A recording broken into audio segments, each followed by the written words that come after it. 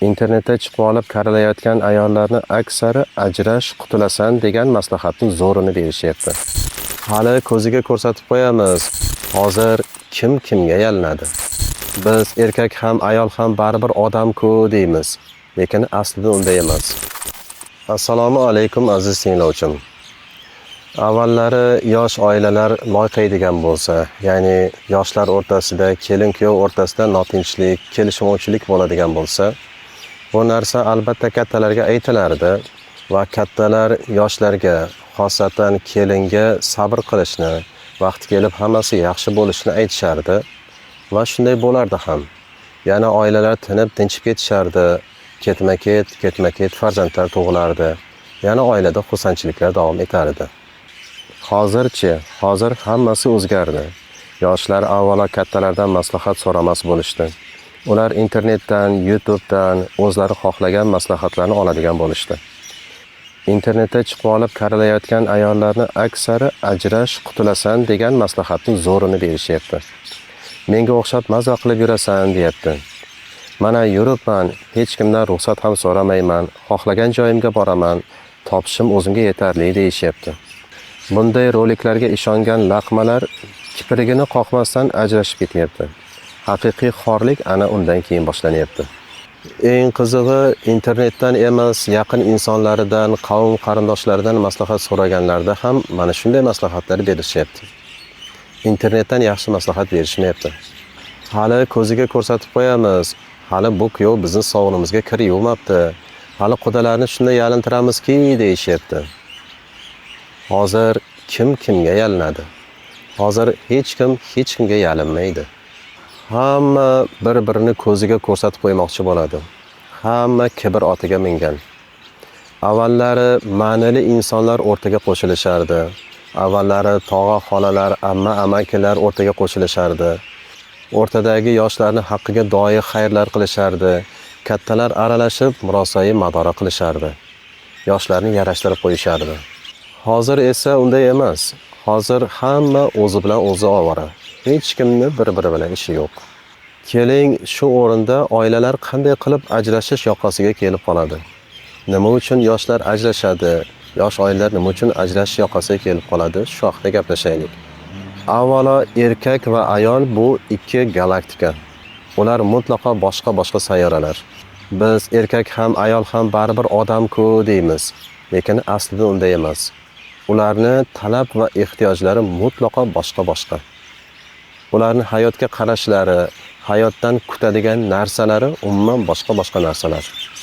Erkak va ayol mutlaqo boshqa galaktikaning bir planetalari. Masalan, bizning galaktikamizning markazida Quyosh turadi va uni ichi to'la olov. Demak, bizning galaktikamizdagi hamma planetalar, sayyoralar, ularda yashaydigan jonzotlar ana shu olovni tarqatayotgan issiqligi hisobiga yashaydi. Undan energiya oladi. Lekin boshqa bir galaktikaning markazida esa ulkan elektr manbai bor. U galaktikadagi hamma planetalar ana shu elektrdan zaryad olib, elektr zaryadlari hisobiga yashaydi. Boshqa bir galaktikaning markazida esa umuman boshqa energiya manbai. Masalan, sovuqlik. Demak, u galaktikadagi hamma planetalar sovuqlik hisobiga yashaydi. Xuddi shunday insonlar ham, ya'ni erkak va ayol ham avvalo odam bo'lish bilan birga, ularning xarakterlari, dunyoni tushunishlari, bir-biridan kutadigan narsalari mutlaqo farq qiladi. Masalan, erkak oshqozoniga kiradigan ovqatlar bilan ayolni sevsa, ayol quloqidan eshitadigan narsalari bilan erini sevadi. Erkak oyog'iga oladigan massaji bilan xotiniga mehri ortsa, ayol eridan oladigan guli bilan eriga mehri daryo bo'ladi. Buni teskarisi bo'lmaydi. Och erkakni qulog'iga har qancha shirin sevgi so'zlarni ayting, ovqat pishirdim men senga, nega ovqat shu paytgacha tayyor emas deb baqirib turaveradi. Ayolni oyog'ini ertayu kech massaj qiling, baribir bo'lmaydi, foydasi yo'q.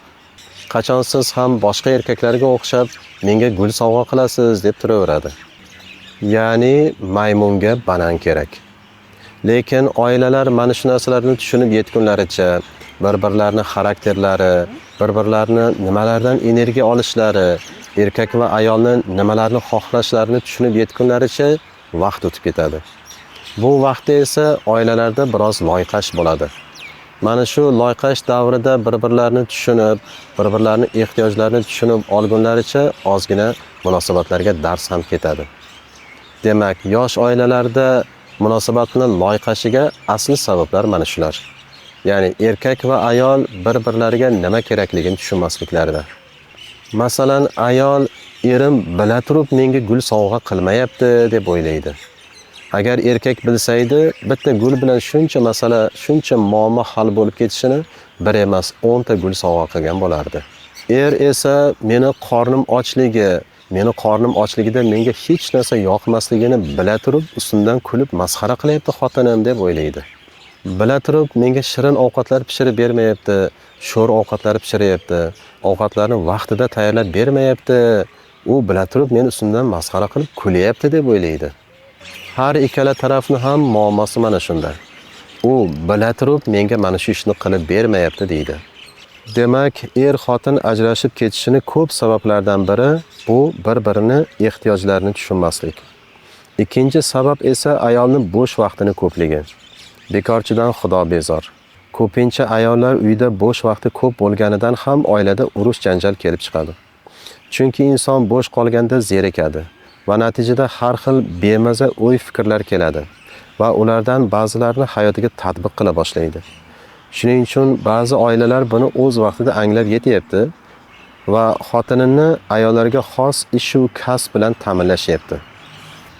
Natija esa risoladagidek bo'lyapti. Chunki ayol ertalabdan kechgacha ishi bilan band. Eriga ishdan kelishiga yangi nag'malarni topib, erini boshini qotirish o'rniga o'zini rivojlantirish ustida ishlayapti. So'mni so'mga urib pul yig'yapti. Yig'gan puliga orzu-havasidagi biror narsasini olganidan keyin puli tugab qolganini ko'rgan ayol yana ham ko'proq ishlash, yana ham ko'proq soqqa qilib pul topish haqida o'ylab, xayoli pul topish bilan band bo'lyapti. Erini boshini qotirmayapti. Shuning uchun bugungi kunda ba'zi erkaklar bu masalani qalovini topishgan. Ayolingni nag'masi ko'paydimi, uni ish bilan band qilib qo'y. Uni ishlat. Mana shu guruhga kiradigan erkaklar nag'masi ko'paygan ayolni ishlatish kerak, oila tinchiydi degan xulosaga kelishyapti. Va buni hayotlariga tatbiq qilishyapti. Chunki bunday erkaklar hayotni eng katta qonuniyatlardan birini tushunib yetishgan. Ajrashganingda undan yaxshirog'ini topolmaysan. Ya'ni ajrashib boshqasiga uylanishni foydasi yo'q. Chunki hamma xotin bir xotin, hamma bir er. Ajrashib yaxshirog'iga uylangan taqdiringda ham baribir u yangi xotining ham baribir xotinda. Uni ham nag'malari bor, uni ham hech qachon to'ymaydigan ko'ngli bor. Yana janjal, yana urush. Undan ko'ra mana shu yashab turgan xotiningni qalovini topib, chidab yasha. Hozir aqlli, fahmli erkaklardan so'rasangiz, ayolingiz bilan mana shuncha yildan beri birga turmush qurib yashayapsizlar ekan.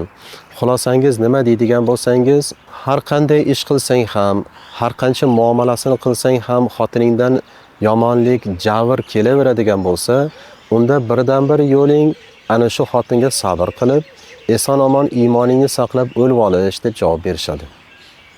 Haqiqatda shunday. Ayoldan keladigan har qanday jabr sitamga chidab yashasa bo'ladi. Inson agar mana shunga qaror qilgan bo'lsa, meni peshonamga yozilgan mana shu ayol ekan, Alloh taolo meni mana shu bilan sinar ekan degan xulosaga kelgan bo'lsa, unda u mana shunga chidab yashaydi. Lekin faqat bitta narsani erkak kechira olmaydi. Xiyonatni. Xiyonatdan boshqa barcha jabr sitamlarga chidab yashashi mumkin, lekin xiyonatni qabul qilib bo'lmaydi.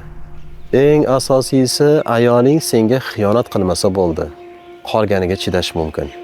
Xotining qo'pol bo'lsa ham, xotining chaltoq, befarosat bo'lsa ham, xotining shirin ovqatlar qilishni bilmasa ham sabr toqat qilib yashashing mumkin.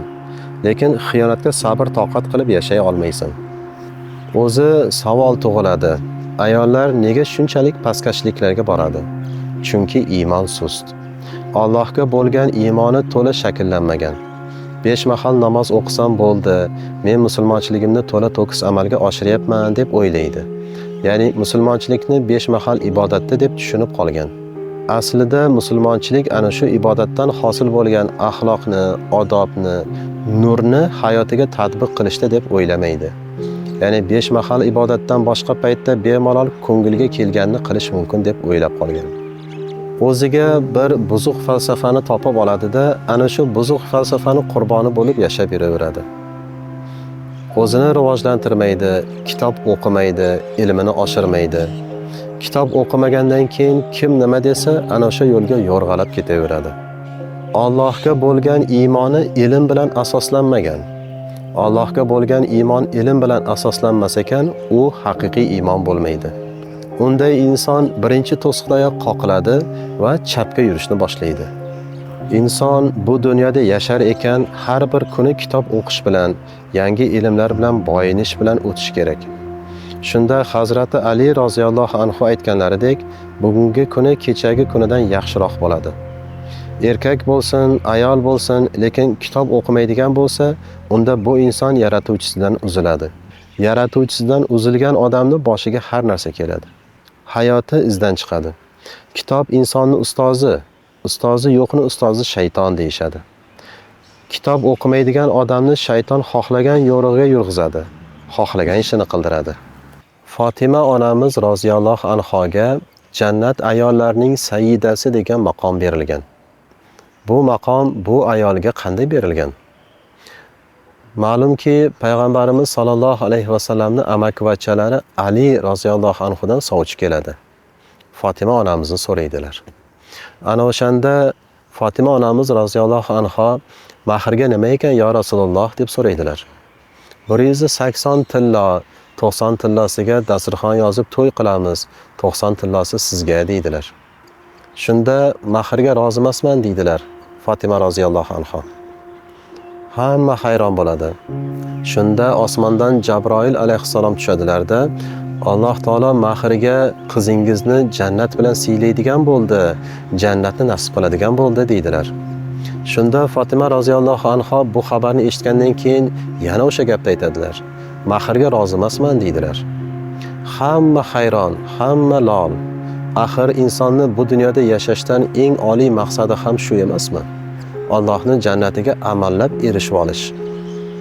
Shunda jannat ayollarining sayyidasi degan unvonga loyiq bir gapni aytadilar Fatima roziyallohu anha.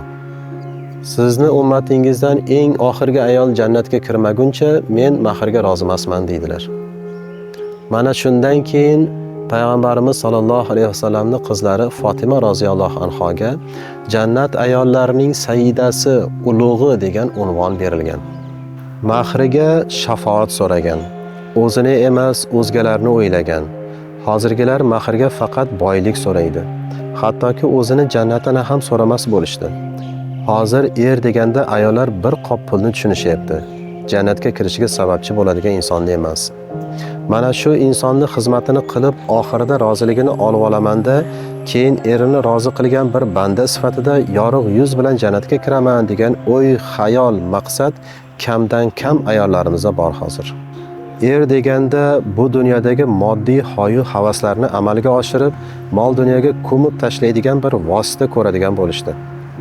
Allohimni jamolini ko'rishimga sababchi bo'ladigan bir inson deb qarashmayapti erlar ekan. Erni yuziga tik qarab, erlarni boshqa erlarga solishtirishyapti. Siz ham ana shunday pul topsangiz, mana bunday ro'zg'or butlasangiz bo'lmaydimi deyishyapti erlariga. Erlarini ko'nglini muzlatib, hayotdan sovutishyapti. Bunday zulmga uchragan erlar erta kunda bir kasalga yo'liqib, insultmi, infarktmi degan kasallardan o'lib ketishyapti. O'lish mazza. Bir kunda hammasidan qutulasan qo'yasan. Jabru zulmlardan ham, malomat va minnatlardan ham hammasidan qutulasan. Lekin yuqoridagi akamiz aytganday, ungacha yashash kerak. O'lim kelguncha iymonni saqlab yashash kerak. Eng asosiy maqsad iymon bilan yashab, ketar chog'imizda ham iymon bilan o'lib, Allohimizning dargohiga iymon atalmish gavhar va javhar bilan yetib olish. Maqsad shu. Yaxshi yashagan ham o'ladi, yomon yashagan ham o'ladi. Baxtli ham o'ladi, baxtsiz ham o'ladi. Baribir o'lamiz. Hech kim bu dunyoga ustun bo'lmagan. 4 kunlik dunyo. Biz 60 yil, 70 yil tugamaydigan umr deb o'ylagan umrimiz ham atigi 1 soatda o'tadi ketadi va hammamiz o'lamiz. Hech kim bu dunyoga ustun bo'lmaydi.